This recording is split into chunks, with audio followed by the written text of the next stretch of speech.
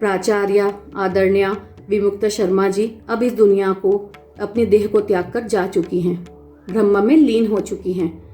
उनकी संवेदनाओं के संदेश में देख रही हूँ, तो पढ़ती हूँ तो पता चलता है कि सब लोगों ने लिख रखा है कि वो इस आखिरी जंग में, मौत की जंग में हार के इस दुनिया को छोड़ के जा चुकी है। अब ये तो नजरिए का ही बात है।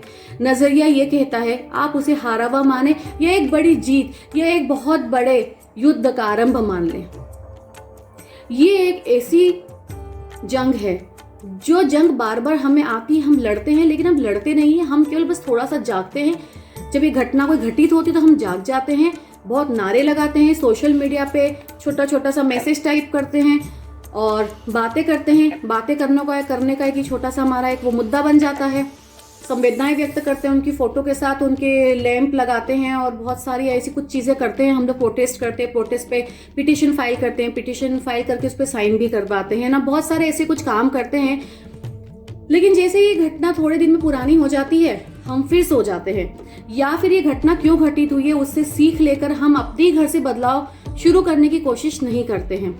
आज आप किसी अपने पड़ोसी को, किसी पहचान वाले को या अपने बहन भाई को ही बोल के देखिए कि अपना बच्चा थोड़ा गलत डायरेक्शन पे जा रहा है, थोड़ी नजर रखो, ऐसा लग रहा है कि वो पथ भ्रष्ट हो रहा है। आपको तुरंत ही ये सुनने को मिलेगा कि आप इसमें ना बोले, हम जानते हैं हमारे बच्चे को, हमने उसको परवरिश करने में कितनी मेहनत की है और हम कर रहे हैं। रियली ऐसा होता है? ये जो पहली लाइन वो बोल जाते हैं कि हम हमारे बच्चे को जानते हैं और आपको इसमें कुछ भी इंटरफेयर करने की आवश्यकता नहीं है, ये उस माता पिता को दिखा जाता है, बता जाता है कि वो किस प्रकार से अपने पालन पोषण को लेकर अहंकारी हो चुके हैं कि वो किसी अपने संबंधी को या अपने पहचान वाला जो एक सही राय दे रहा है उसकी बात भी वो सुन नहीं पाते। अगर माता पिता की ये स्थिति है, ये सोच का दायरा है, तो क्या अपने बच्चों को क्या बना रहे हैं और क्या बनते हुए देखना चाहते हैं। आजकल के बच्चों में इतना अहंकार है, इतना गुस्सा है कि समझ ही नहीं आता कि ये पीढ़ी किस ओर जा रही है। इन्हें किसी की बात नहीं सुनना, हर छोटी बात पे अहंकारी हो जाते हैं, गुस्सा करते हैं। आज आप यातायात में देखिएगा, सबसे ज्यादा तेज और गलत तरीके से गाड़ी चलाने वालों में इन्हीं का प्रतिशत ज्यादा है। आप इनसे कुछ बात करके देखिए, आप इनसे कुछ समझा के देखिए, ये फटाफट आपको उत्तर दे देंगे। उत्तर नहीं देंगे तो इनके जो बॉडी लैंग्वेज है, भाव भंगिमा कुछ इस प्रकार की हो जाएगी कि लगेगा कि इन्हें सब कुछ पता है और आपको बिल्कुल कुछ नहीं आता है। उम्र के इस पड़ाव में मैं हर बच्चे से निवेदन करती हूँ, जब भी मिलती हूँ, कि आप कृपया करके जिस उम्र के हैं, जिस उम्र के साक्षी हैं, आप उस उम्र के आनंद लीजिए, क्योंकि ये उम्र वही उम्र रहने वाली है। इसी उम्र में आपको उन्हीं अनुभव से सीखना होगा, समझना होगा। अब हम 14 से 20 साल के बच्चों को 30 से 40 साल के लोगों के साथ बहस करते हुए देखते हैं, और ये बहस की वजह होती है अहंकार और एक झूठा ज्ञान, जो इनको लगता है कि यूट्यूब, सोशल मीडिया और इनके जो आधुनिकीकरण के चलते इनको बहुत ज्यादा ज्ञान प्राप्त हो चुका है। उस ज्ञान के चलते भी किसी को कुछ नहीं मानते। ये अपने घर में माता पिता, दादी, नाना नानी या ऐसे रिश्तों को ही कुछ नहीं समझते हैं ज्ञान के रूप में। जब ये बात सामने आती है, ये सोचते हैं कि हम 15 साल के बाइक चलाना सीख गए, अब हम अपने पिताजी से आगे निकल गए। बट ये बात बिल्कुल ही भूल जाते हैं कि 15 साल में दिमाग का विकास तो उतना ही होगा ना जितना हुआ है, उतना ही जजमेंट होगा, उतनी ही समझदारी आएगी। तो हम लोग जो बड़े हैं, जो इस बात को समझ रहे हैं, क्या हम सच में समझते हैं या हम एक भुलावे में जी रहे हैं, या कि न्यूक्लियर फैमिली, सिंगल होती फैमिली में हम लोग ये एक अहंकार का बीज बोते जा रहे हैं जो सभी को आच्छादित कर रहा है। हम सभी अहंकार के ऐसे सर्कल के अंदर जिंदगी जी रहे हैं जिससे बाहर निकल पाने का कोई रास्ता नजर नहीं आता। और जब भी कोई बाहर वाला दरवाजा खटखटा के हमें कोई समझाने की कोशिश करता है तो हम उनके दरवाजा बंद कर देते हैं, वो खिड़की भी बंद कर देते हैं। बाहर से आवाज आती रहे, हमें नहीं सुनना। उस कुंठाग्रस्त चक्रव्यूह के अंदर हम लोग को लगता है कि हम सर्वे सर्वा हैं, हम अहंकारी, हम अपने बच्चों को जो समझा सिखा रहे हैं वो दुनिया का ही सच है।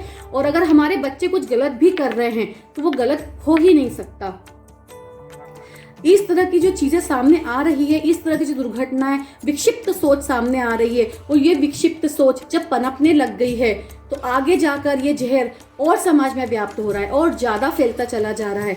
तो कृपया करके विमुक्ता जी की ये मौत से जंग हार गई शब्दों का उपयोग ना करके आप लोग कृपया अपने आप को जगाए रखिए। ये घटना जब पुरानी हो जाए, कुछ दिन हो जाए, या आज ही के दिन से क्यों नहीं आप अपने आप को बदलने की कोशिश करेंगे? क्यों नहीं आप अपने बच्चों के साथ सीधे बैठकर बात करेंगे? आप क्यों अपने बच्चों की हर गलत आदतों को, एक ही बच्चा है, 2 ही बच्चे हैं करके आप पोषित कर रहे हैं? आप क्यों खुद अहंकार पाले हुए बैठे हुए हैं? क्योंकि सीखना ही जिंदगी की सबसे बड़ी समझदारी है और सबसे बड़े बदलाव की निशानी है। अगर आप बदलने की इच्छा रखेंगे तो जो आपके बच्चे हैं वो आपको फॉलो करेंगे और वो भी बदलने की इच्छा रखेंगे। लेकिन अगर वो अपने माता पिता को कुछ इस प्रकार से देखेंगे कि वो सब कुछ सही ही है हर जगह पे, आप दिन भर झुंझलाते हैं, दिन भर हर छोटी बात पे गुस्सा हो जाते हैं, दिन रात वो आपको टेंशन और स्ट्रेस में देखते हैं, तो आप सोचिए ना कि हमारे बच्चे हमसे क्या सीख रहे हैं, उन्हें हम क्या माहौल दे रहे हैं। और जब हमारे पास समय नहीं है, हम व्यस्त हैं, तो हम बच्चों की हर छोटी बड़ी गलती को इग्नोर कर जाते हैं क्योंकि हमारे पास ही समय नहीं है। अब वो कहाँ बड़े हो रहे हैं, किन के साथ घूम रहे हैं, क्या देख रहे हैं, किस ओर जा रहे हैं, वो कितना पढ़ाई कर पाते हैं, किन बातों को एब्जॉर्ब कर रहे हैं, वो हमें कुछ पता ही नहीं होती।